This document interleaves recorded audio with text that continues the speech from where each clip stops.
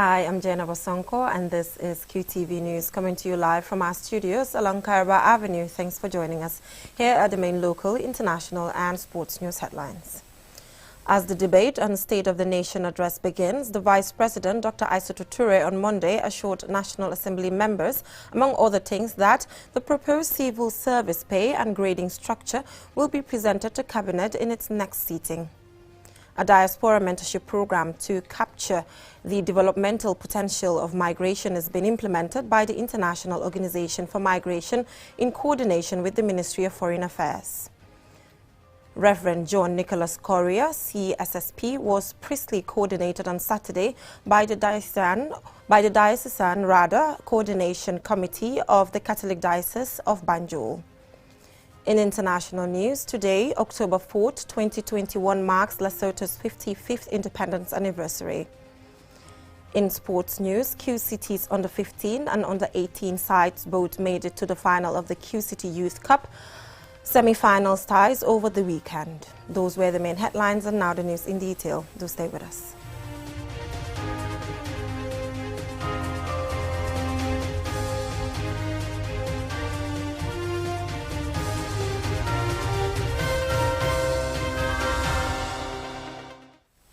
Thank you for joining us, and I am Jenna Bosonko. Now, in responding to National Assembly members' concerns raised during the debate on the State of the Nation address, the Vice President of the Gambia on Monday assured them, among other things, that the proposed civil service pay and grading structure will be presented to Cabinet in its next sitting. Momodu Lamin Choi has the rest of that. The National Assembly debate on the State of the Nation address concludes with the Vice President responding on behalf of President Barrow to concerns and questions raised by the National Assembly members. The lawmakers debated the President's address as part of the process of scrutinizing the Barrow-led government's development trajectory. The Vice President, Dr. Aissatou Touré's responses cover issues of concern over social matters raised by NAMS during the debate, key among which are on health, agriculture, water, education, the civil service, institutional and legal reforms, and security. Vice President Touré acknowledges the challenges facing sectors of governance, particularly the civil service, and confirms government's measures to address them, one of which is the review of the pay and grading structure of the civil service. I am pleased to update you that progress is made on this, and Cabinet will be presented with the new civil service pay and grading structure on our next sitting. I have received the document, and Cabinet will be sitting on it on the next sitting. The debate also highlighted concerns such as challenges facing agriculture, including farmers' access to inputs and the need to revitalize cultivation and production of cotton in the Gambia. In response, Dr. Touré informs the NAMS about government's intervention in addressing the concerns raised, which include empowering mixed farmer centers to ensure farmers have better access to inputs. The government of the Gambia is in a position to revitalize the cotton production in the growing hub of Upper River region and some parts of Central River region. In the year 2019 to 2020, a consultant was hired to conduct a feasibility study on production and marketing of cotton as a crop in the Gambia. During the SONA debate by the NAMS, adequate access to clean drinking water is another challenge highlighted. Vice President Touré responds by outlining government's efforts to tackle the problem sustainably. I think the infrastructure is laid and there are plans for expansion. You all know that. There is a lot of work. You know that most of the water pipes that were laid down were more than 50 years old. Some of them might even be affecting the water quality. And now to deal with that infrastructure, the Minister for Energy came up with a strategic plan. A plan that dealt with that, and it was presented to Cabinet. Cabinet approved it, and those are the things that are unfolding now, and we are beginning to see. On the government's institutional and legal reform agenda, the Vice President acknowledges challenges facing the process due to what she describes as an inherent weakness in the institutional and legal framework inherited by the government. Dr. Touré also pointed out government's commitments and the strategic actions it has taken thus far to achieve the desired results. There were inherent weaknesses, and there were assessments that were done. And we are aware of it as a government, but then to give the country the best and to move the democracy forward, you don't just say because this is what is there, we have to do it. Rushing means we're going to lose. On this last day of the third ordinary session of the Assembly, the Public Appointment Standing Committee's report was adopted on the confirmation of Suleiman Samba and Mary Samba as members of the Judicial Service Commission. The report was adopted without debate, and the appointments of the duo were unanimously confirmed. Mohamed Lamin Choi, QTV News. Mohamed Lamin Choi there on debate on State of the Nation address. Now, the International Organization for Migration, in coordination with the Ministry of Foreign Affairs, are implementing a diaspora mentorship program.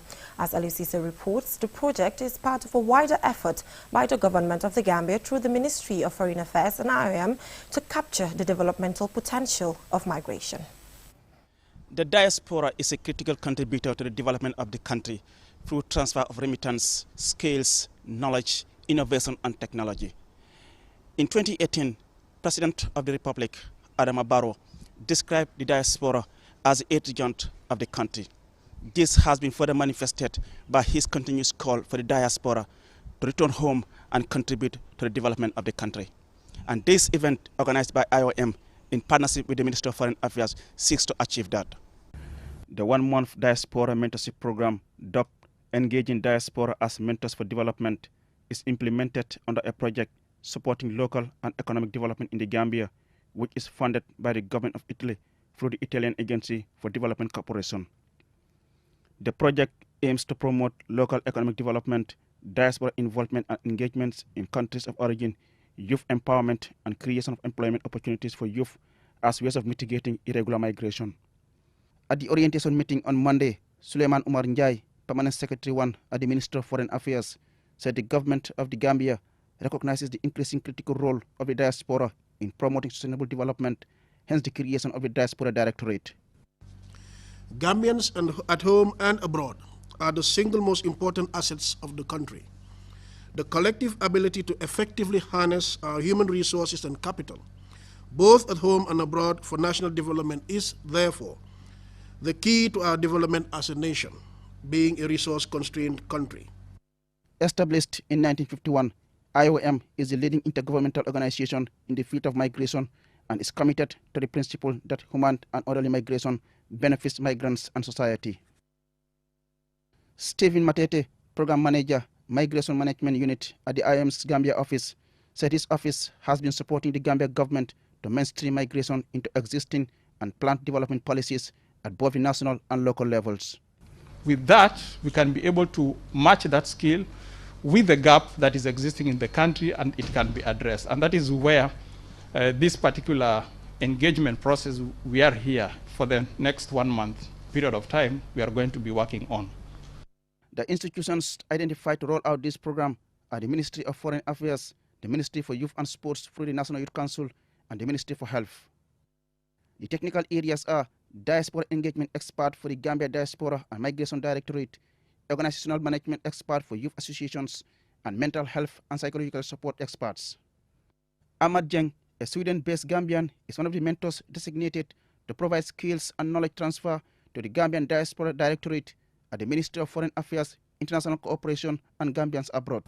My role is to look at how the Gambian diaspora, of course, very important element of our country, how they can be part of the development of this country, but also how the Ministry of Foreign Affairs and the government as a whole can harness their potentials to participate in nation building.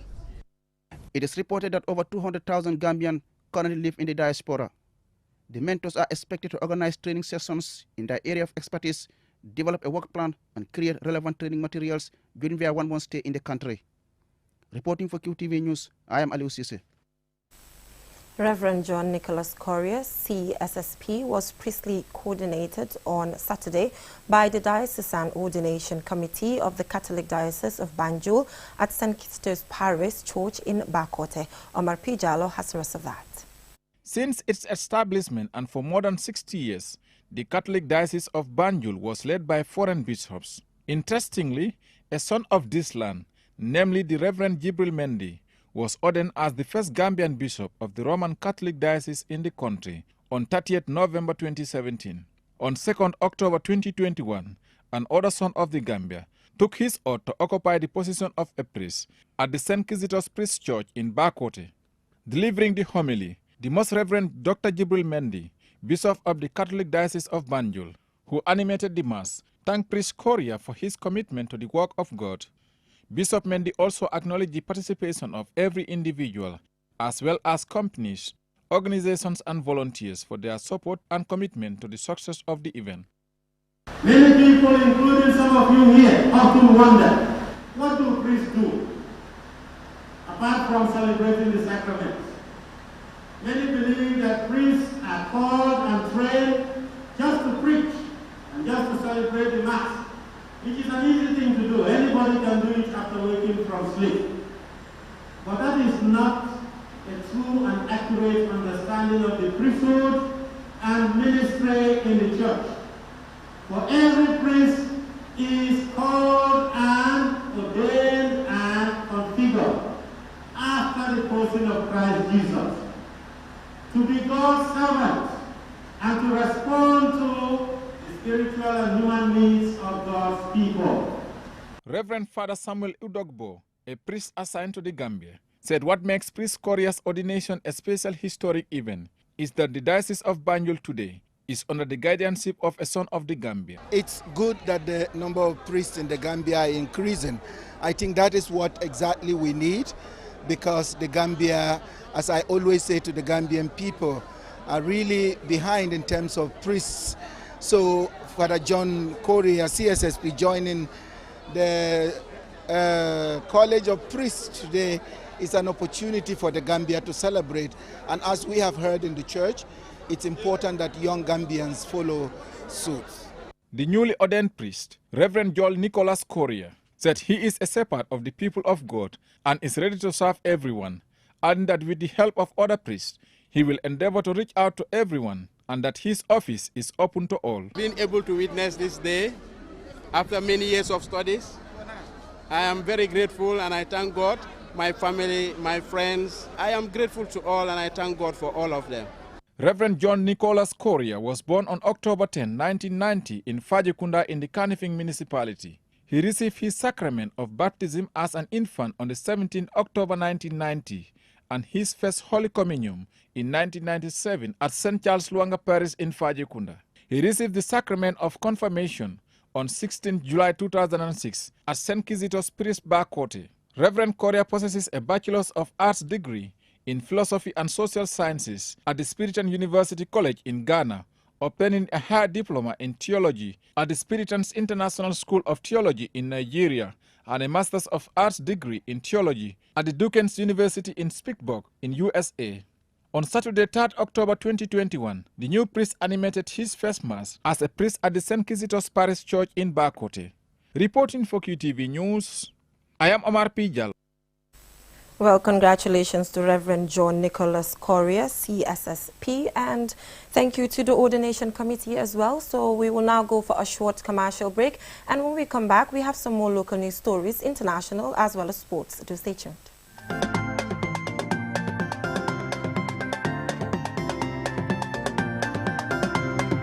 Novelas no gunge ci sama kër gi ba xet gi ne duma toog duma tàyyi man daal de moo koy wëri parfum Novelas suñ ko bis ki kër gi xet gi day neex parfum Novelas mooy waaja lii mooy parfum Novelas parfum bi dafa neex forest bi dafa neex saxaar ba bi dafa neex lii mooy parfum Novelas parfum bi dafa neex Almadina boko pompe xet gi day gunguni lii mooy parfum Novelas Bakour bi dafa neex brise marine bi ak yëpp a neex ak Novelas féppay xeeñ neex.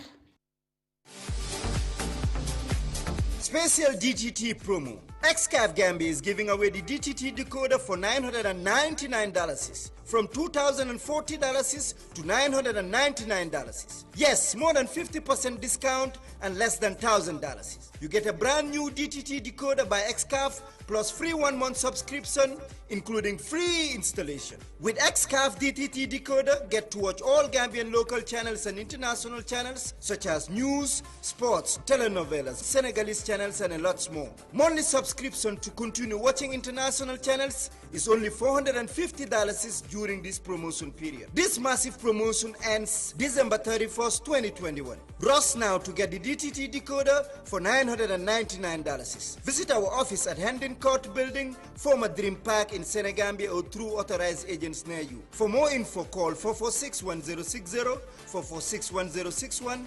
DTT by Xcaf. Discover the amazing world of entertainment.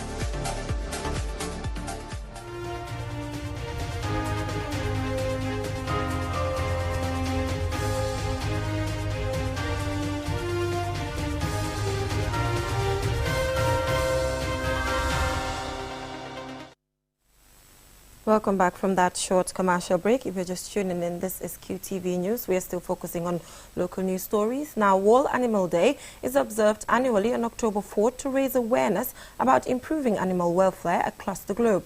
This year in Gambia, the event is being celebrated by the Horse and Donkey Trust and other animal welfare partners. Abibatu Sise has the rest of that. Animal welfare is important because they are, among other things, our companions, our workers, our eyes and ears, and our food.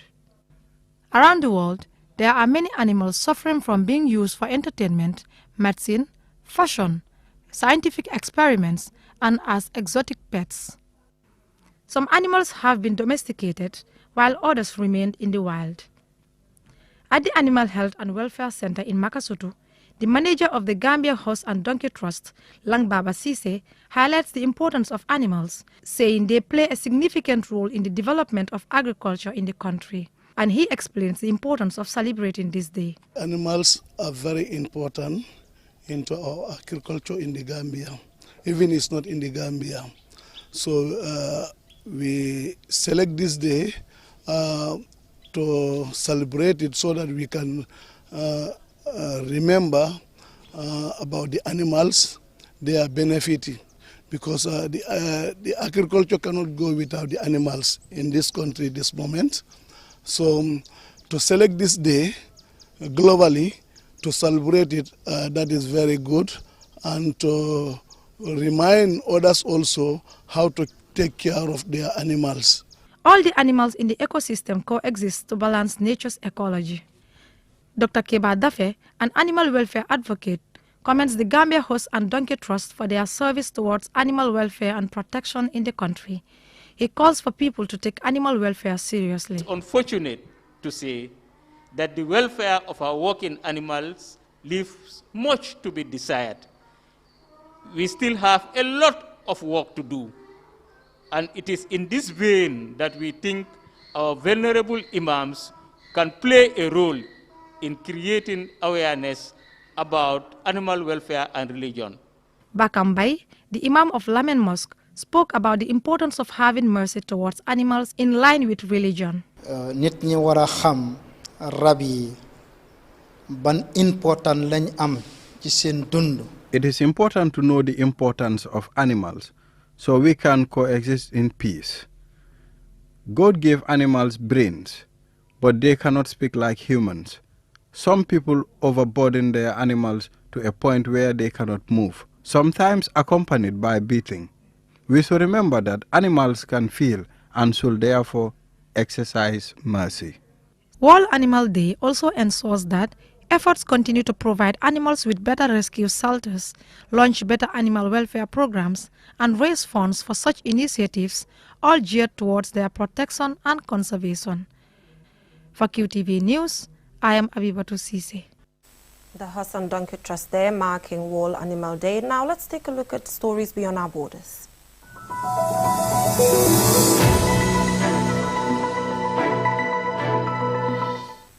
Today, October 4th, 2021, marks Lesotho's 55th independence anniversary, having declared independence from Great Britain as the Kingdom of Lesotho on October 4th, 1966. Loli M. Kamara has more. Independence Days are exciting, giving citizens a chance to celebrate, but also to reflect on how far they have come as a country and what needs to be achieved in various areas, including infrastructure, economy, education, and healthcare, among others. Every year in Lesotho, 4th October is celebrated to honor the date that Britain ruled Lesotho, became the Kingdom of Lesotho. The celebration takes on many forms, including cultural celebrations with traditional songs, dance, and parades across the nation. Citizens head out to the streets, dressed in beautiful colors to represent their local districts. Usually, there are also major patriotic events attended by the king, the royal family, and senior government officials. According to the country's history, Lesotho was developed in 1820s. When Basotholand was founded by King Moshoeshoe I, who united the tribes in the area to defend themselves from attacks by the Zulus.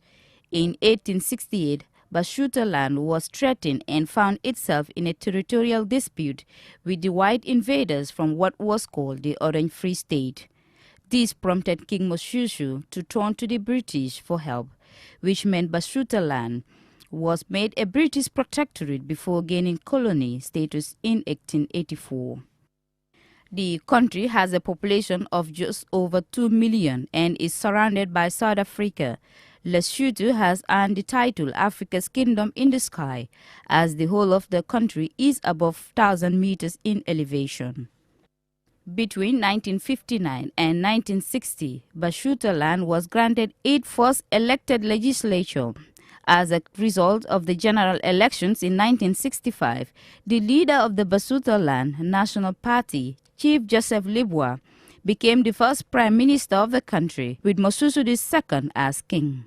On October 4, 1966, Basotholand was granted complete freedom and the country's name was changed to Lesotho. The reigning monarch is Letsie III, David Mohato Bernin Sisu, who succeeded his father, Moshoeshoe II. His father had been forced into exile but returned to the country and was briefly restored in 1995, but died soon after in a car crash in early 1996. On 1st December 2016, in Rome, King Letsie III was appointed as FAO's newest special ambassador for nutrition. The country's exporting sectors have brought higher and more secure incomes to a significant portion of the population. After its advancement in moving from predominantly subsistence-oriented economy to a lower middle-income economy, exporting natural resources and manufacturing goods. Happy Independence Day, Lesotho. For QTV News, Lolly M. Kamara. Happy 55th Independence Anniversary to Lesotho. Now let's take a look at what is happening in the world of sports.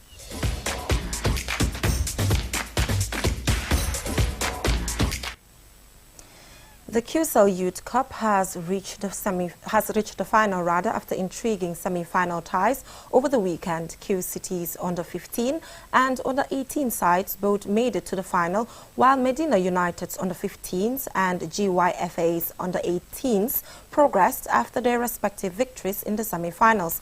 Our reporter Mamadou Gajaga has been following developments and he files this report.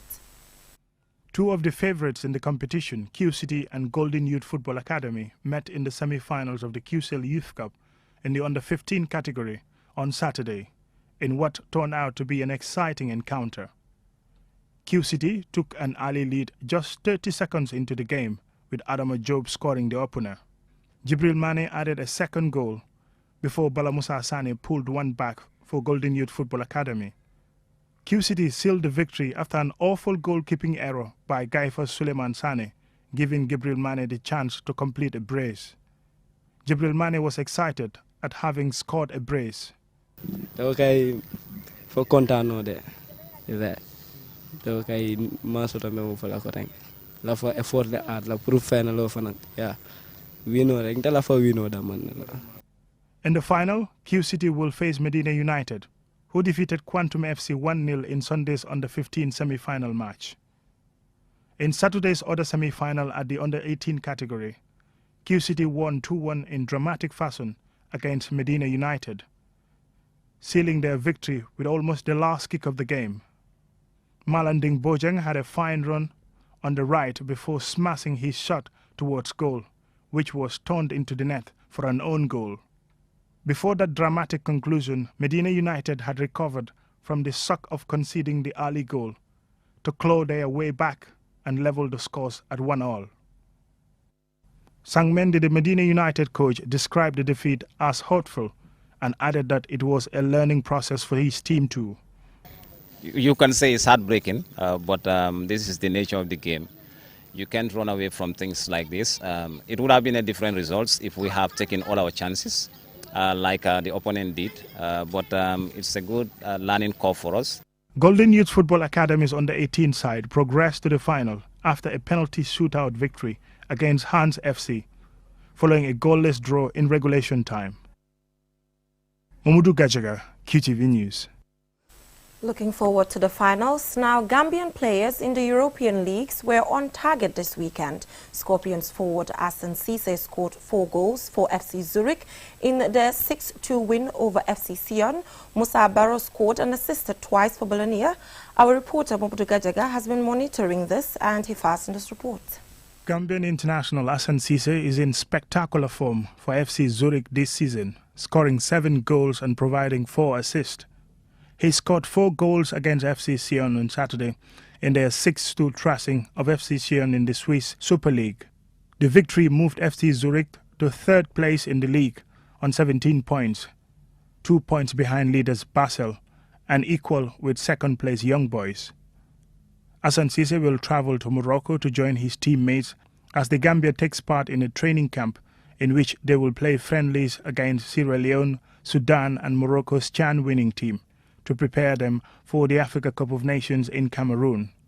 Another Gambian in the headlines is Musa Barrow, who scored and assisted twice for Bologna in their 3-0 emphatic victory of Lazio in the Italian Serie A on Sunday. Barrow has scored twice and assisted 3 times in 6 appearances so far this season. Ablai Jallo scored his first goal of the season for FC Serien in their 5-1 thumping of Zulte Waregem in the Belgian Jupiler Pro League. Jallo has become one of the most outstanding players of the team since last season after helping FC Serien secure promotion to the top tier of the Belgian League. Mamudu Gajaga, QTV News. That is all we have time for. Join us at 10 p.m. for more news. Thanks for watching.